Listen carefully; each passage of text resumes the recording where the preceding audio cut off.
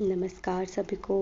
मैं आपका स्वागत करती हूँ अपने YouTube चैनल हिंदी साहित्य की दुनिया में। आज हम बात करेंगे हिंदी साहित्य के कुछ महत्वपूर्ण प्रश्नों पर। हमारा 21वां प्रश्न है, राउल बेल जैसी कृति क्या है? राउल बेल जो एक कृति है, जो एक रचना है, वो किस तरह की रचना है? तो वो जो है वो चंपू काव्य है। चंपू काव्य का क्या अर्थ होता है? जहाँ हम गद्य और पद्य दोनों काव्य का मिश्रण करते हैं। गद्य का अर्थ हुआ हमारी कहानियाँ, उपन्यास, और पद्य का अर्थ हुआ हमारी कविता। जहाँ हम इन दोनों का मिश्रण करते हैं, जहाँ हम इन दोनों को मिलाकर काव्य की रचना करते हैं, वो होता है हमारा चंपू काव्य। तो ये जो राउल वेल कविता है, ये राउल वेल जो काव्य है वो किसके द्वारा रचित है? तो ये है हमारा रोड़ा कवि के द्वारा। हमारा 22वां प्रश्न है, हजारी प्रसाद द्विवेदी ने हिंदी का प्रथम कवि किसे माना?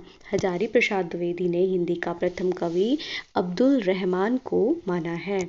हमारा 23वां प्रश्न है, जॉर्ज कैरियसन के अनुसार आदिकाल की अवधि क्या है? आदिकाल का समय क्या है? 700 ईस्वी से 1400 ईस्वी तक। हमारा 24वां प्रश्न है, डॉक्टर राम कुमार वर्मा ने संधि काल के अंतर्गत किस साहित्य का विवेचन किया है? सिद्ध और जैन साहित्य। सिद्ध और जैन साहित्य हम किस काल में पढ़ते हैं? तो ये हम आदिकाल में पढ़ते हैं।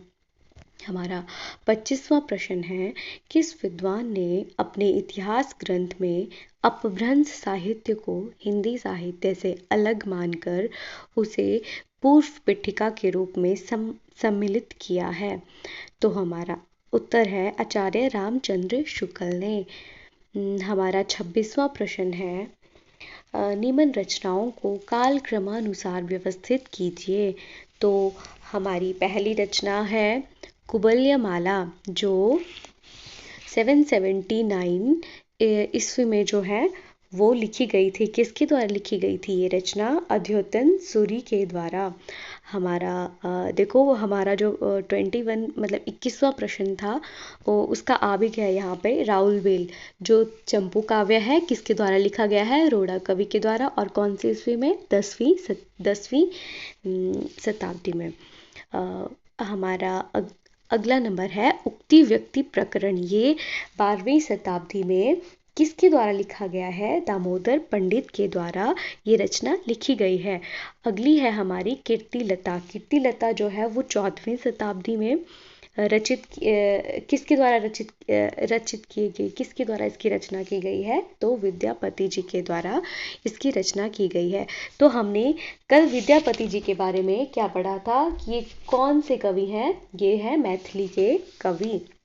हमारा 27वां प्रश्न है, सिद्धों की साधना में शून्य का पूरक तत्व है ज्ञान।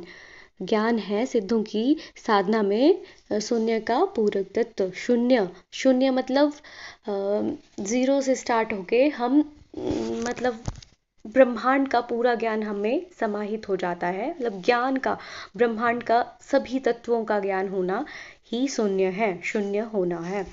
28वां, आदिकाल को बीजवपन काल नाम किसने दिया है? महावीर प्रसाद द्विवेदी जी ने। आदिकाल को बीजवपन काल नाम किसने दिया? महावीर प्रसाद द्विवेदी जी ने। आत्मबोध किसकी रचना है? गोरखनाथ जी की। हमारा 30वां प्रश्न और अंतिम प्रश्न है, उस समय जैसे गाथा कहने से प्रकृत का बोध होता था, वैसे ही दोहा कहने से अपभ्रंश या प्रचलित काव्य भाषा का पद्य समझा जाता था।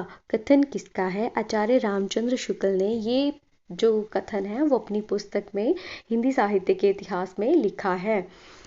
हिंदी साहित्य के इसी तरह के प्रश्नों के लिए आप हमारे चैनल हिंदी साहित्य की दुनिया को लाइक करें, शेयर करें, सब्सक्राइब करें। धन्यवाद।